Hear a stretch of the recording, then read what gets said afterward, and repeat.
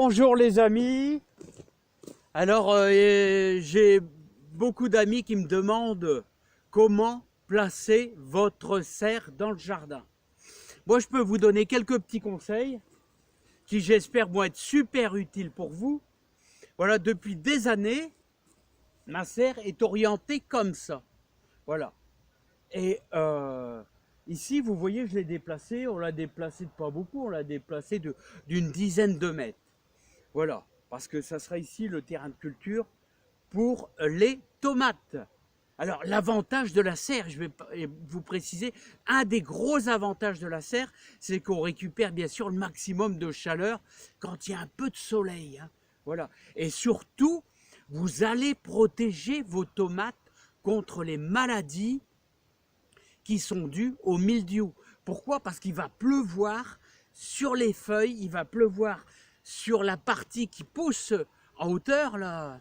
Et donc, quand vous avez des orages, forcément, avec la chaleur et l'humidité des gouttes d'eau sur vos feuilles, eh ben, il y a un champignon qui se met dessus et vous avez plein de taches noires et puis ça envahit tout et puis ça fait pourrir, voilà, carrément.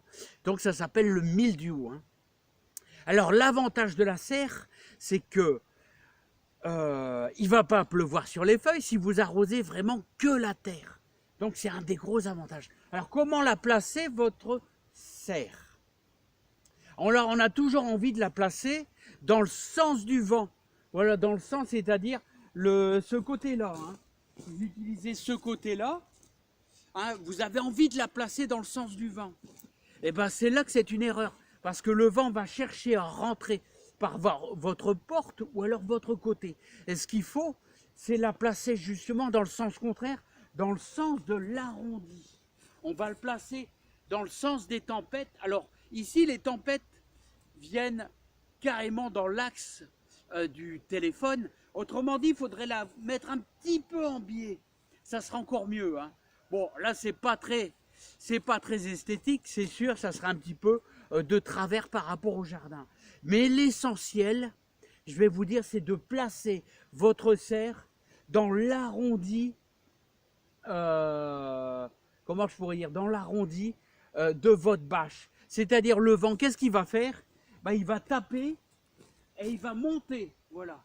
Et il va escalader quasiment votre serre, voilà. Et je vous conseille au niveau des bâches, alors vous avez du 180, du 200 microns, il y a certainement pour les professionnels des bâches beaucoup plus résistantes que 200 microns, c'est certain, mais c'est de plus en plus cher. Bon, en moyenne, on essaye de mettre du 180 microns, ça résiste au moins 3 ans. Voilà. Alors c'est ici, pour cette surface, elle fait 9 mètres sur 3 mètres 50. Qu'est-ce que je vais faire?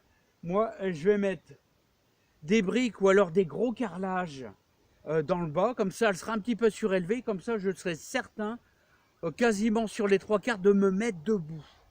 Alors ça aura un avantage, je pourrais me mettre debout, par contre il va falloir que j'enterre bien ma bâche. Alors vous pouvez l'enterrer, hein, l'idéal pour maintenir votre bâche, c'est qu'il va falloir faire un sillon, vous allez devoir faire un sillon d'environ, allez, 30 à 40 cm de profondeur, glissez votre bâche à l'intérieur et ensuite vous pouvez mettre quelques briques et vous rabattez la terre. Voilà, donc votre bâche, elle va rentrer dans le sol, et là vous allez rabattre de la terre dessus. Comme ça, votre bâche sera super bien maintenue. De l'autre côté, côté est, c'est-à-dire les tempêtes viennent du côté ouest, et du côté est, là justement, vous pourrez l'enterrer un peu moins. Car mon objectif, vous voyez, ça sera tous les ans, et ben de la soulever et de l'enrouler sur des gros piquets de fer. Je vais l'enrouler, comme ça il va pouvoir, tout l'hiver il va pouvoir pleuvoir dedans. C'est très important, il faut que la terre se régénère grâce à la pluie. Voilà, donc ici on démarre sur un sol tout neuf.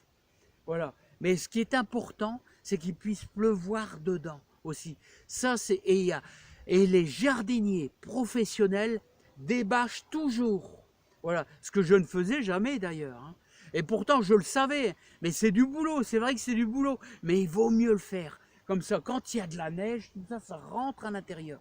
C'est important de débâcher. Voilà. Et ce que je vais m'empresser de faire tous les ans. Donc c'est pour ça le côté est, où il y a beaucoup moins de vent, là, ça sera un petit peu moins enterré. Alors, ce que je voulais vous dire, c'est que je suis en train de la remonter. Alors, je vais vous faire voir un petit peu comment c'est. C'est pas difficile, c'est de l'emboîtage. Alors, comment je pourrais vous dire ça? Alors ici, cette serre a quasiment 40 ans. Hein. Elle est plus toute jeune. Alors, en quoi ça consiste? Oh, je ne sais pas si ce côté-là... Alors, vous voyez, ça c'est le côté bas, vous voyez? Ça se déboîte et ça s'emboîte. Alors, c'est déjà une serre d'une grande qualité par rapport à l'époque. Alors ici, quand vous avez de la boulonnerie comme ça, je vous conseille de mettre... D'ailleurs, je vais récupérer, c'est des anciens. Hein, c'est des feuilles de caoutchouc avec un collant très fort que vous allez mettre dessus. Alors, je vais vous faire voir ça, parce que j'ai déjà fait ça de l'autre côté aussi. Hein. Alors, vous voyez, comme ici, vous voyez, ici, ah non, c'est là-bas que je l'ai fait, justement. Alors, voilà, regardez, c'est des gros caoutchoucs, voilà, autocollants. Bah, c'est de la récupération, je vous dis, mais c'est très très important. Parce qu'il faut que votre bâche ne soit pas blessée. Hein. Il ne faut pas que votre bâche soit blessée. Donc il faut mettre... Vous mettez de l'adhésif, ce que vous voulez. Parce qu'avec le vent, ça va frotter. Et donc, vous allez faire un trou dans votre bâche. Hein. Voilà. Alors, le principe, c'est toujours le même. C'est de l'emboîtage. Voilà, vous voyez, vous avez un boulon là, hop, un boulon là. Je pense que les bâches, les serres maintenant, c'est peut-être un autre système. Hein. Mais bon, voilà le principe ici. Et là, c'est facile. Vous voyez ici, en hauteur, c'est exactement comme en bas. C'est-à-dire, on va emboîter, voilà, comme ceci. On pourrait le faire d'ailleurs, parce que c'est très résistant. Voilà, regardez, ça tient tout seul. Alors, méfiez-vous. En plus, j'ai la scie. Ça, c'est un truc... Attendez, je suis en contre-jour. Là, tout ce qui est boulonnerie qui dépasse, je vais le couper. Là, c'est un ancien boulon et je me suis déjà bien blessé. Ça, il faut couper ça à la scie parce que vous allez vous faire mal. Et ça, c'est un truc que je ne dois pas oublier, d'ailleurs, avec ma scie, à le supprimer. Hein. Alors voilà, donc moi, c'est une vieille serre. Hein, je vous dis, il y a un peu de réparation à faire.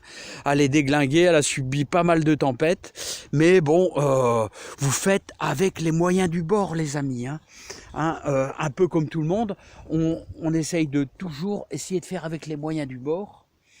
Alors les côtés là-bas, bah, c'est aussi de l'emboîtage. Il y a des portes et tout. Et ça vous permet d'avoir moins de maladies pour vos tomates. Et manger de la salade aussi de bonne heure. Car vous allez récupérer de la chaleur. Voilà, vous allez pouvoir aménager comme vous voulez à l'intérieur. N'oubliez pas, le plus important, c'est que vous avez les tempêtes là-bas, vous avez le fumier là-bas. Vous avez les tempêtes qui sont ici, on est en contre-jour, donc vous voyez très mal, et hop, et regardez comment je la place, ici. Voilà, donc le vent va passer au-dessus, c'est le plus important pour vous. Allez, moi je vous dis à bientôt, je vous embrasse tous, et surtout protégez-vous bien, et... à bientôt avec plaisir. J'espère que je n'aurai pas été trop chiant avec vous pour ces explications. Au moins, je pense que ça va aider des amis jardiniers, débutants ou voilà. Enfin bon, moi je donne mes conseils que je pense être bien. Allez, à bientôt. Bye bye les amis. Voilà, ça sera fini pour aujourd'hui. Il commence à être soir.